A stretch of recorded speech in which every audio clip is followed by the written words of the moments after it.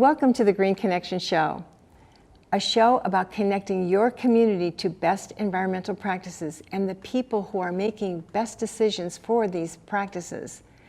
We are living in a period of escalating climate change, and the environmental leaders in your community are who the Green Connection Show is bringing to you. We have Sarah Peelman, who is the Sustainability Coordinator in Erie, Pennsylvania, and we have Annie Maloney, who is the Director of the Foundation for Sustainable Forests. These are two remarkable women bringing best practices to our community that other communities can learn and benefit by. This ultimately impacts you. The impact is for a more resilient and sustainable future through best urban care management. We have recently seen an epidemic of high-grade cutting, not so best practices in our regional parks. This show is about how you, the citizen, can voice your concern over practices that can affect climate, rising temperatures, air, and water quality. We will be visiting these practices through this show, and now I want to welcome Sarah Peelman and Annie. And I want to congratulate Sarah on a recent wedding to the Redwood Forest. And thank you. Yeah, even the Erie Times covered this. Yeah, it was really exciting. My husband and I finally decided to get married. And so we were talking about where we should go because we're both grown up, so we didn't need to get married here and have a big wedding or anything, so we wanted to just have a small private ceremony. So we were talking about where to go, and you think, well, we should go to the ocean or do this, do that. Like, I've always wanted to go see the Redwoods my whole life, and I've never had a chance to go. And he was like, why don't we go get married at the Redwoods? And I was like, you shut up right now! Don't even joke about that! Like, don't even joke about it! And he's like, no, really, we should. And I was like, what? And so I was like, that would be awesome! And so we were able to plan the trip. So we flew out to California, and we got married. We got married right in the Redwood Forest in Jedediah Smith State Park. And then we spent our honeymoon in visiting a whole bunch of different redwood national parks and state parks and driving down the coast. And then at the end, we went the whole way south to Monterey, and then we drove over east, and we got to see the sequoias too, because I was like, we can't go the whole way to the redwoods and then not see the sequoias. Like, that would be crazy. And he's like, oh my gosh, we have to go then. And so we saw the sequoias too, which was like really intense because they're not quite as tall as the redwoods. I guess they're only like 100 feet tall instead of 150. Or no, wait, they're 300 feet tall instead of 350. Right, like, they're so short. So right. And but they're much older. They're older a little bit. So instead of being like 1,000 to 1,500 years old, they can be 2,000 to 2,500 years old. Gosh. And so it was just so intense to be standing there in front of this massive being that's like over 2,000 years old. Like, it was just crazy. And it was very moving. I feel very lucky that I got to go and see them, the redwoods and the sequoias, and I can't wait till we get to go back. I know, and we'll be showing some of these pictures. I know that the Times could not get the excitement that you had.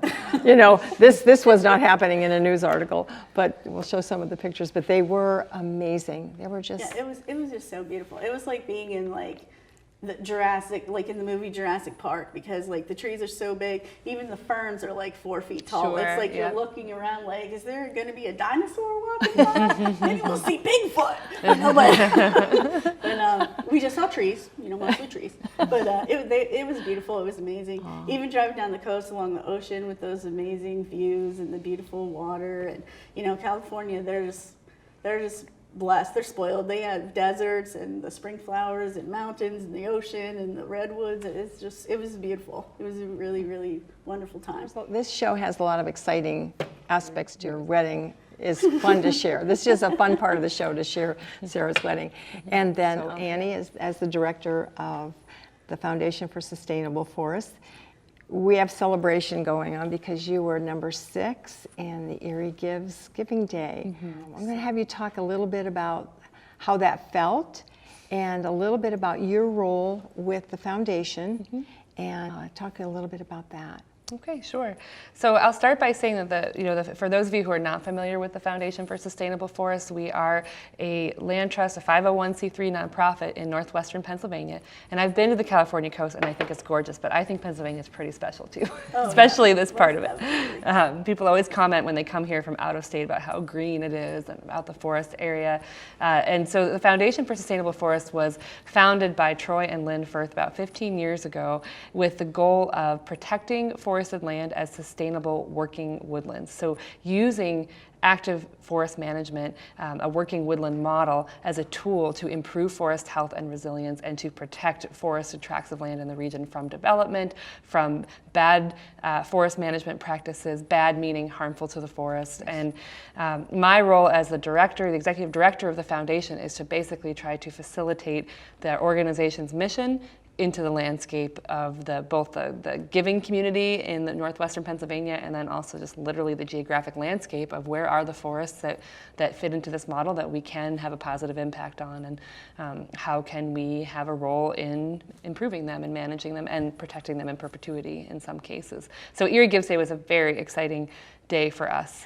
And a large part of our big placing this year was due to a pair of anonymous donors who actually are from out of state, which is pretty amazing that they are investing in this community through sustainable forestry. But they read about us in a book by Wendell Berry, who he wrote an essay called A Forest Conversation about Troy and Lynn and the Foundation for Sustainable Forests, and that inspired them to want to protect a piece of land. They're calling it their tax for living on this earth. They want to pay it forward by protecting a piece of land in perpetuity, and so their donation was directed towards that.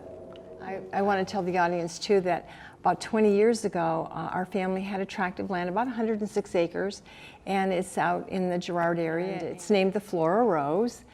Now has a sign, but in that partnership 20 years ago, it was a tract of land that you could not get into the land through the vast amount of multiflora rose and grapevine that was wrapped around the trees that made it difficult to even navigate that 106 acres. I found out about Troy, who they had just started a foundation with Lynn, and that 106 acres, we're going to jump ahead 20 years, is now a tract of land that you, the viewer, can enjoy. There's a road out there, there's a sign that welcomes you, and a road that takes you into that 106 acres so that you can enjoy nature.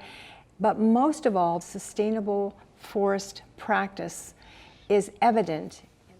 And can you talk a little bit about how important it is to go into a forest like that that's owned by a family, and how you can make a difference? Sure. How those families can make a difference, and why these donations do come in to the foundation. Yeah.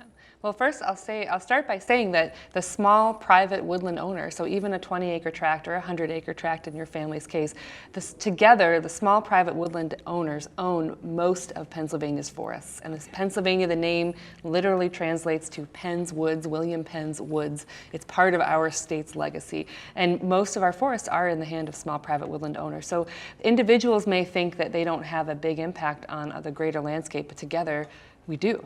And so as a small private woodland owner, we have a responsibility, or you have a responsibility, to steward that forest. And unfortunately, in today's landscape, an untouched forest, so a forest that you may never go in and cut a tree down, or you may never go in and do any kind of harvesting or cutting or anything, is still impacted by human activities because of invasive species like the multiflora rose, for example, or overrun with pest native species like grapevine. Because of climate change, there's just a number of different stressors that are coming into a forest. They know no borders. And we see active forest management, which in many cases and does involve cutting some trees, but with very thoughtful process behind that, which I'm happy to talk about. We see active forest management as a tool, a proactive tool, to help build more resilient forests against those stressors. If we do nothing, if we kind of go by a preservationist model and do nothing, the forest, ultimately the canopy that you see may do okay. Some trees will die because of pests and such, like the emerald ash boring beetle killing ash trees, but there won't be the kind of forest regeneration of native trees, healthy trees, that we've seen in the past. There's just too many deer, too many invasives and too many combinations of factors affecting our woods, unfortunately.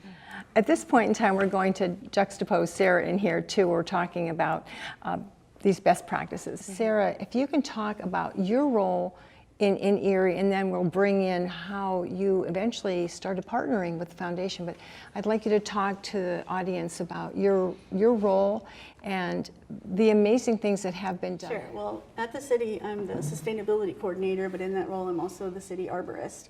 And so the main focus of what I do is helping people appreciate trees and all that trees do for us. I teach people how to select the right tree for the right spot. And I also teach people how to properly care for them, how to plant them correctly and then care for them. There's a lot of considerations that go into it. A lot of people think like, well, you already have trees, why do we need to plant new ones? But we continually need to plant new trees because trees are like all living things. They have average life expectancy, and as much as we love and care for them, they still sometimes get sick or get old and they eventually die. And so in urban areas especially, this is important for liability reasons to try to prevent like injury to humans and also any damage to property. I help them make those decisions to identify problems, identify diseases, and also to help them so the tree can grow healthy and strong and live there for a long time. Because you have to consider things like how short and how tall the tree is, how big or how wide or how skinny it's going to be, whether it's going to be planted in sun or shade, is it going to be wet or dry, is there going to be foot traffic and street traffic. There's just a lot of things to consider for an urban forest that makes it a little more complicated than just random, like in more rural areas where forests just have always grown naturally. So some of the unique challenges that are in urban areas are, one is that the roots of the trees themselves have limited space. So like they're dealing with sidewalks on one side of them, the streets on the other side, there's driveways cutting through that space, there's walkways and paths, and then you still have underground utilities like gas and water lines and even underground cables and fire hydrants, all sorts of things. Then the trunks of the trees themselves are challenged because you have cars that back into the trees, they jump the curbs and hit them with their car.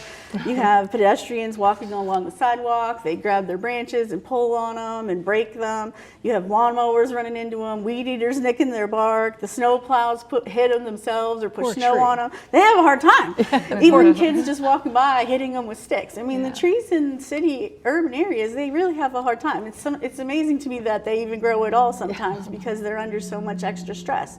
And so that's why it's so important to pick the right tree for the right spot and really help take care of it. The upper limbs and canopies above utility lines, and also how close are they to houses or garages or nearby structures, to proximity to the property lines, to fences, again, driveways. And another big concern is how close are they planted to intersections, and are blocking traffic signs and traffic signal lights. And so there's just a lot of challenges. Even things to notice when you're driving by and looking at the right-of-way trying to decide where we could plant a tree, you have to look for things like, where do people set their garbage out every week? Where do they walk and take shortcuts through corner lots? Where are they parking their cars, and then the doors are always going to be opening and hitting the trees? And all of those types of activities also can cause soil compaction. So you can see bare spaces where you think, oh, we should plant a tree there. If the grass isn't growing there, a tree won't grow there. It's not a good spot for a tree, unfortunately. And so selecting the right tree for the right spot, and then obviously steer people to planting native trees because they're more adapted to our local climate and our local area and our soils. And so we always try to promote natives whenever possible. But sometimes there's always going to be somebody who's their favorite tree in the whole world is a flowering Japanese cherry tree. And well, if that's what the tree you love more than anything else, then let's plant that one, because then you'll love it and take care of it. We want people to love their trees and take care of them.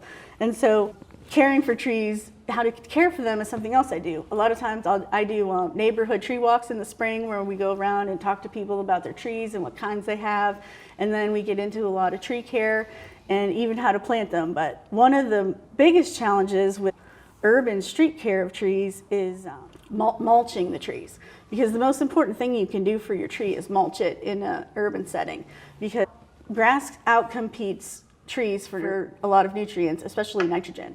The grass growing next to your tree can actually absorb nitrogen out of the soil 80 times faster than a tree can. So that'd be like if we all sat down to, if you and I and Annie all sat down to dinner and Annie could eat 80 times faster than the two of us, how much food would we really get to eat? And so large grown established trees that have big expansive root systems, they can handle the competition. But when you plant little baby trees that are only 1.5 inches diameter in their trunk, they really have a hard time with that. And so mulching your trees is really good. But then you run into the problem. A lot of people just think, well, we'll just throw all this mulch on there as much as we can. Yeah. I have an issue with the volcano mulching, and everybody knows it. We started the Plant It Forward Community Tree Planting Initiative about 3 years ago about planting street trees, but also that education with that is that you do not mulch that tree up to its kneecaps, because if you have a tree that's mulched up to the trunk and you start pulling back these little adventitious roots, or what you're going to see, that tree is struggling to breathe. I did a video with Scott Solinger, and he dragged on a tree that was in somebody's yard. So we started pulling back that mulch, and you can see it. So I'll let Sarah finish about the aspects of why this is not, if you see a landscaper doing this, and if it's your landscaper, it is not a practice of our DCNR, of our Penn State Extension. It's just not. Yeah, and part of the reason that is because the tree's bark is the first defense a tree has against attack from diseases and bugs. And so that bark needs to be dry and hard and firm. So just like our skin protects, is our first defense against attack from diseases and bugs. So it's like if you get a little cut on your finger and you put a Band-Aid on it, what happens underneath the Band-Aid when you leave it on too long? Your skin gets moist and soggy, and then you have to take the Band-Aid off. Well, the same thing happens to that tree's bark if you pile all that mulch up against it. The bark itself starts to get moist, it gets soggy, fungus can grow on it, bugs crawl under the mulch and chew on the bark, animals get under there and eat it, and it buries the roots that are below ground, like you said, and so then all these little adventitious roots grow to try to get moisture and nutrients and whatnot. And so pulling that, keeping the mulch 2 to 3 inches away from that trunk is ideal. And it also helps. It also leads into how to know the proper depth to plant a tree. Because if you see a tree and the trunk goes straight down into the mulch is too deep. You always want to see the trunk flare. The trunk should flare out at the bottom. So even when you're planting a tree, people think you got to dig this big hole and you put this little tree in this hole and then they cover them up up to their, like you said, they're like knees. And you're just like, it's too deep. They can't live like that. You want the trunk flare above ground. And so a lot of times if it's a root ball or even in a pot, you want to bring up the top of the root ball in the pot like 2 inches above ground so that trunk flare is above the ground at the proper depth. And then you mulch as wide around the tree as you possibly can. Ideally, a tree once mulched, it's as far as its canopy can reach. But obviously, people don't want to mulch their entire yards if they have large trees. So as much as you can mulch is good, like 3 to 4 feet, you know, whatever you're willing to do. And then, but you want that to see that trunk flare. You want to keep that mulch at least 3 to 4 inches away from the trees. Right. And that's what this show is about. This show is about best practices for your urban care, because with increasing temperatures, we're depending on our trees to reduce our heat index.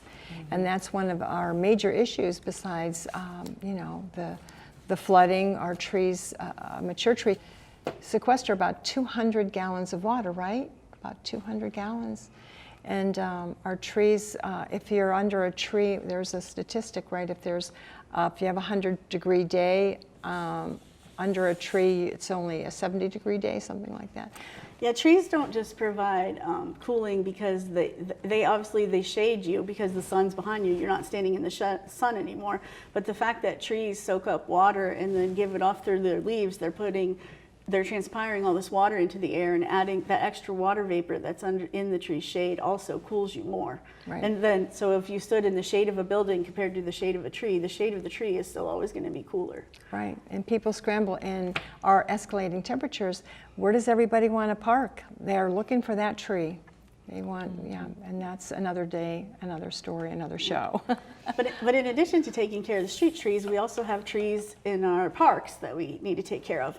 And in the city of Erie, we're very blessed in the fact that we actually have approximately 50 city parks. And so for a city of our size, I think that is amazing. And I think it is definitely something we should be proud of, that we have so many parks, because parks are important as places for people to recreate in, to just get out in nature and relax, to visit and socialize with their neighbors and others. And so our parks are really important places. And what's really cool about the city, even though we're a very urban area, we still have some parks that are completely wooded.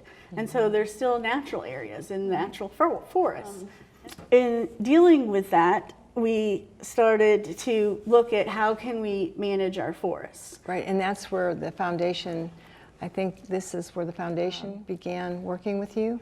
Right. So my boss, Chuck Zisk, the Assistant Director of Public Works, and I started to realize, like, we really need to take a look at our forests and see if what's going on with them, and is there anything we can do? Because like Annie spoke to earlier, it's not like before where people think, well, the forest can just take care of themselves. Right. With all the invasives moving in and like the severe weather changes where we have severe cold in the winter and long droughts in the summer and hotter temperatures and invasive, not just plants, but pests moving in and insects.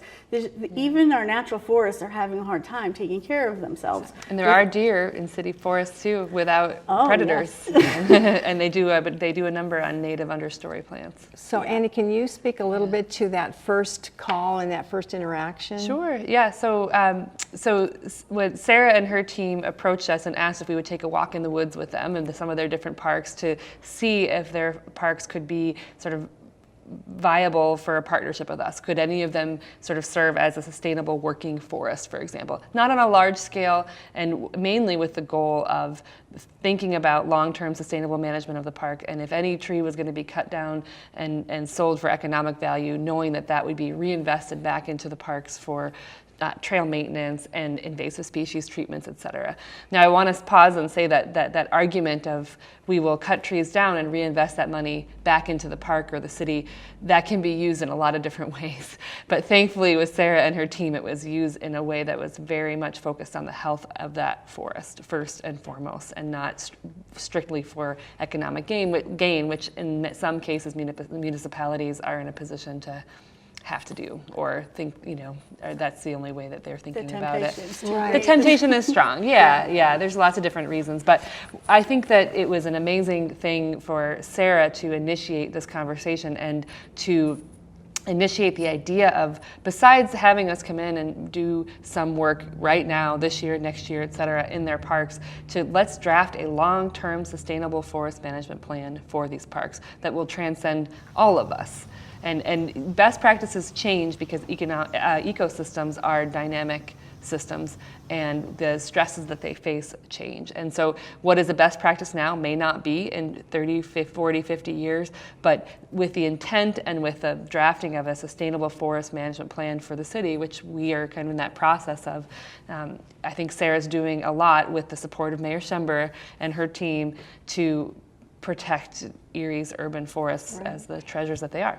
And if you could speak to, I know one of the practices that has been a practice I have seen, and it's your Loving the Land and my Flora Rose, our Flora Rose, has been the worst first practice. Sure. So if you could speak to the worst first. Yeah, happy to. Yeah, worst first is a type of single tree selection for cutting. And you mentioned earlier high grading as being kind of, there's like an epidemic of high grading in this area. Right. High grading, in a nutshell, means taking the best and leaving the rest, defining the best as the highest quality, highest economic value tree. Worst first flips that idea on its head, and it says, let's try to mimic natural processes. Let's remove trees that already are showing signs of disease, decline, death for various reasons, as Sarah was pointing out. Let's remove those trees and allow the healthy trees to remain, thrive, and reseed the forest floor, because that's really the genetic stock we want to have in our forests. And by removing the quote-unquote worst trees, and that can be defined a lot of different ways in a lot of different contexts. A great example right now is the ash tree, because ash trees are dying from the emerald ash boring beetle. And so if we see signs that a tree is succumbing to that beetle, that's a great candidate to remove while it still has some economic value. because that money can be turned around and reinvested in the woods. So Worst First is this great model that puts the forest first. It's focusing more on the health of the forest that remains than on the trees that are going to be removed. And I know that, Sarah, when you were talking just recently about the practices that they use, but also that you and Annie identified an area that would be defined as an old growth area. Both of you can jump in and explain to the audience what old growth is and the benefits to keeping it in the city. That would be great. Why don't you introduce us to the park, to the tract that Well, one of the parks that we were looking at was Glenwood Park. And so a lot of people think Glenwood Park is just where the zoo is and the playground and the picnic areas next to the zoo. But Glenwood Park actually goes, it's also across on the other side of Glenwood Park Avenue and is up on the hills there. And there's large chunks of forest. There's some to the north and there's even some to the west on the west side of that property. And so it's a huge forest. And so one of the things we found when we were in there, when we were walking, it was a section that has some pretty large trees in it.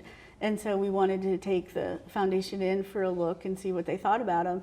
And they said, some of these trees, they might be old growth trees. And I was like, no way, that would be awesome. It's the Redwood Forest in Erie, to have Pennsylvania. Some old growth forest inside the city of Erie, that would be amazing. And the trees in there are amazing. They are. Just giant white oaks and red oaks and sugar maples. And so you can talk about how some of the indicators you notice. When you see a tree that gets to that kind of old growth stage of age, it's so unlike the trees we're used to seeing in sort of the middle-aged and younger trees. The bark takes on different characteristics, and it's just a formidable presence.